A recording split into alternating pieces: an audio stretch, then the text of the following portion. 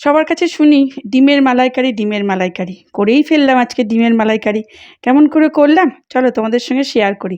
ডিমগুলো প্রথমে একটু সেদ্ধ করে নিলাম, যেটা নর্মাল নিয়ম ডিম সেদ্ধ করে নেওয়া, সেগুলোকে করে নিয়ে তারপরে একটুখানি অন্যরকম স্বাদ করার জন্য একটু অন্যরকম কাটিং করলাম, যাতে দেখতেও ভাল লাগে আর খেতেও ভাল লাগে।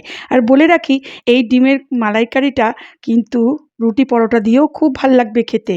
হ্যাঁ, কিন্তু ভাত দিয়ে তো ভালো লাগলোই, প্লাস তুমি পোলাও বা ফ্রাইড রাইস দিয়ে খেতেও ভালো লাগবে। এটা বেশ অন্যরকম লাগলো। তো ডিমগুলোকে কেটে ফেললাম এরকম ছোট ছোট করে। এটা মেশিনে হলে না খুব ভালো কাটিং হয়, যদিও আমার মেশিন নেই, আমি সুতো দিয়েই কাটলাম। যাই হোক, এইভাবেই কেটে নিলাম। তারপরে এদিকে একটু নুন আর একটু হলুদ এর মধ্যে অল্প স্প্রিঙ্কেল করে দিলাম, তাতে করে একটু নুন হলুদ থাকলো, কারণ ডিমটা কিন্তু ভাজা হবে না, ডিমটা কাঁচা অবস্থাতেই দেওয়া হবে। এরপরে চলে এলাম মশলা। মশলা কি কি লাগছে, পোস্ত, সঙ্গে রয়েছে কাজু বাদাম, 3 চামচ পোস্ত দিয়েছি, সঙ্গে দিয়েছি 8-10টা কাজু বাদাম, আর তার সঙ্গে রয়েছে চারমগজ।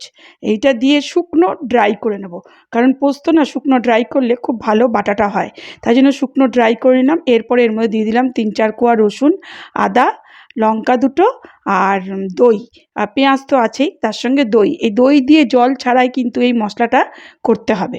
তো মশলাটা পেস্ট করে নিয়ে একপাশে রেখে দিলাম। এবারে চলে যাব কড়াইতে।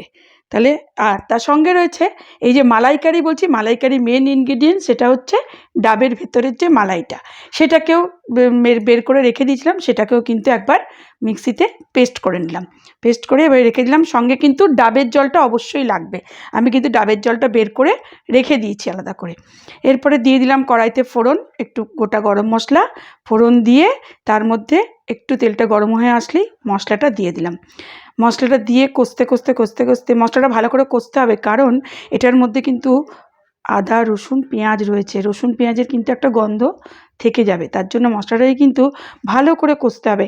আর এক্সট্রা কোনো মশলা দিতে হবে না, এটা দিয়েই হবে। একটু লঙ্কার গুঁড়ো দিয়ে দিলাম, আর সঙ্গে নুন আর হলুদ, তো এটা তো কমন জিনিস, কিন্তু এছাড়া আর এই ধনে জিরে টিরে এগুলো কিন্তু কিছু লাগবে না। সঙ্গে পোস্ত বাটি ধোয়া জলটাও আমি এর মধ্যে দিয়ে দিলাম। এবারে দেখতে পাচ্ছ তেল ছেড়ে আসছে, এই যে তেল ছেড়ে আসলে কিন্তু আস্তে আস্তে মশলাটা বুঝতে হবে কষে এসছে, কারণ জানি আমরা মশলা কষে আসলে কিন্তু তেলটা ছেড়ে বেরিয়ে চলে আসে। এরপরে দিয়ে দেবো সেই রাখা ডাবের জল, অল্প ডাবের জল দেবো, কারণ ডাবের জলে একটা আলাদা স্মেল আছে। দিয়ে দেবো একটু ডাবের জল। ডাবের জল দিয়ে আমি কিন্তু আলাদা করে সেইভাবে জল কিছু দিইনি। এইবারে দিয়ে দিলাম সেই মালাই যেটাকে পেস্ট করে রেখেছিলাম, সেটাকেও দিয়ে দিলাম, অল্প রেখে দিলাম, ওটা পরে দেবো। এরপরে এই কাঁচা ডিমগুলো যেগুলো রাখা ছিল সেদ্ধ করে নুন হলুদ মাখিয়ে, সেগুলোকে এর মধ্যে দিয়ে দিলাম। দিয়ে এবারে একটু ফুটতে দেবো, কেন এটা তো খুব বেশি ঝোল থাকে না, একটু গ্রেভিটা চাপা চাপাই হবে, খুব একটা ঝোলওয়ালা হবে না, তাই জন্য দিয়ে দিলাম। এবার একটু চাপা দিয়ে রেখে দেবো। সঙ্গে দেবো একটু গরম মশলা, একটু গরম মশলা দিতে হবে, নাহলে ভাল লাগবে না। একটু গরম মশলা দিয়ে দিলাম। তারপরে এই যে মালাইয়ের যেটুকু অংশ বাকি ছিল সেটাও এর মধ্যে দিয়ে, সামান্য একটু জল দেওয়া, ওই বাটি দেওয়া জল এর মধ্যে দিয়ে এটাকে ফুটতে দিলাম। তারপরে দেখো তৈরি হয়ে গেল আমার ডিমের মালাইকারি। খেতে দারুণ হয়েছিল। তোমরা সবাই কমেন্ট করে বলো কেমন লাগলো।